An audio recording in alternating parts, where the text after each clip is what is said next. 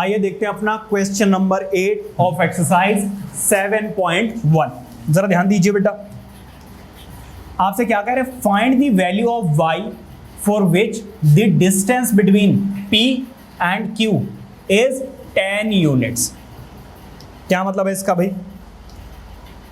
देखो इधर जरा, कोई दो पॉइंट है बेटा, मान लीजिए ये है पॉइंट P जिसके कोऑर्डिनेट्स उन्होंने हमें क्या दे दिए हैं 2, -3, और दूसरा है पॉइंट Q जिसके कोऑर्डिनेट आपको दिए हुए 10, y।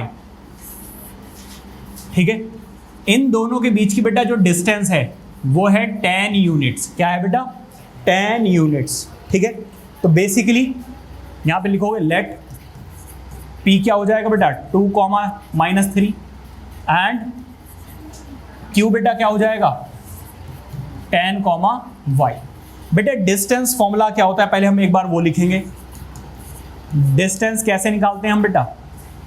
डिस्टेंस निकालते हैं अंडर रूट में x2 - x1 का whole square plus y2 - y1 का होल स्क्वायर।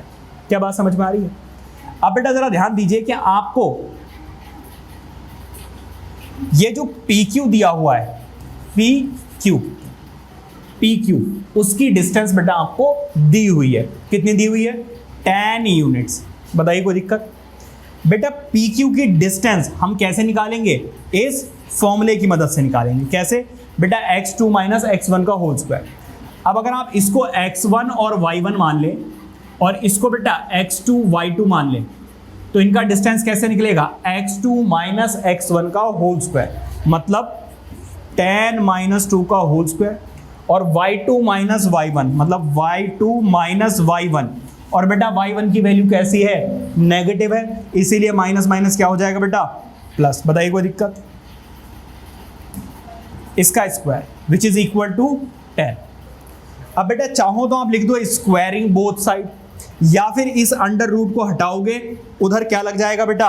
बताओ जरा। हाँ जी, जब स्क्वायर रूट हटता है तो क्या लगता है? स्क्वायर लगता है। जब बेटा स्क्वायर हटता है तो अंडर रूट लग जाता है ना, और जब आप अंडर रूट हटाओगे तो क्या लग जाएगा? स्क्वायर लग जाएगा। तो जरा ध्यान दीजिए, 8 8 कितना होता है? 64। बेटा यहां पर a + b के होल स्क्वायर की आइडेंटिटी लग रही है। क्या होती है a + b के होल स्क्वायर की आइडेंटिटी? a² + 2, a की जगह पर क्या आएगा y, और b की जगह पर क्या आएगा 3। तो a² + 2ab + b का स्क्वायर, और b की जगह पर यहां पर क्या है 3 है।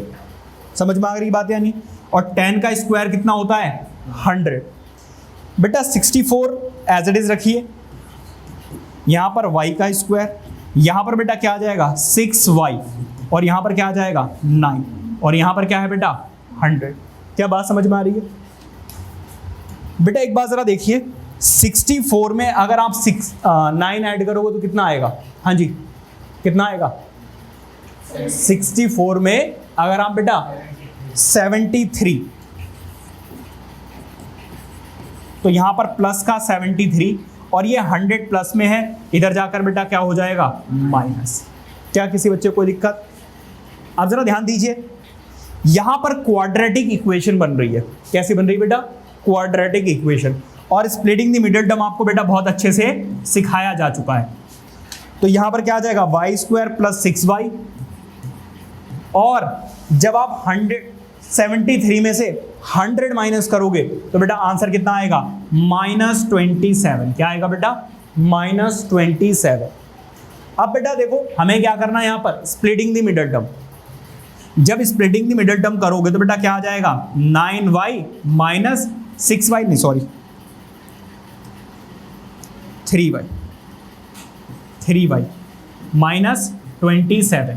बेटा देखो इधर मिडिल टर्म को मैंने ऐसे स्प्लिट कर दिया कि जब हम 9 और 3 को मल्टीप्लाई करोगे तो 27 आ रहा है, और माइनस करने के बाद दोबारा से आंसर क्या आ रहा है? प्लस का 6y आ रहा है। अब आपको यह देखना है कि इस वाली टर्म और इस वाली टर्म में कॉमन क्या है। तो इन दोनों में क्या कॉमन है बेटा? y कॉमन है। क्या कॉमन है? y। बेटा y² में से, y² का मतलब है 2y यहां पे मौजूद है, तो बेटा एक y अगर बाहर निकल गया तो एक y अभी भी यहीं पर है, यहां से अगर y बाहर निकल गया तो क्या बचा 9, क्या बचा 9। इन दोनों में बेटा आपको क्या कॉमन नजर आ रहा है, क्या कुछ कॉमन है बेटा, क्या है 3, क्योंकि 3 के टेबल में बेटा 27 भी आता है। तो बेटा दोनों में माइनस भी है, तो बेसिकली -3 कॉमन आ रहा है। क्या कॉमन आ रहा है बेटा -3। जब बेटा माइनस भी बाहर निकल गया और 3 भी बाहर निकल गया तो यहां पे क्या बचा y। अब 3 के टेबल में 27 कब आता है 9 टाइम्स में आता है। कब आता है बेटा 9 टाइम्स में। और बेटा जब आप माइनस कॉमन ले लेते हो तो अंदर की दोनों टर्म्स कैसी हो जाती हैं, पॉजिटिव हो जाती है। ठीक है, आप जरा ध्यान दीजिए बेटा, इसमें और इसमें क्या कॉमन है। हाँ जी भाई, इसमें और इसमें क्या कॉमन है, दोनों जगह पर आपको y+9 नजर आ रहा होगा। यहां पर भी y+9 है और यहां पर भी y+9 है, तो y+9 ले लीजिए कॉमन और y-3 यहां पर।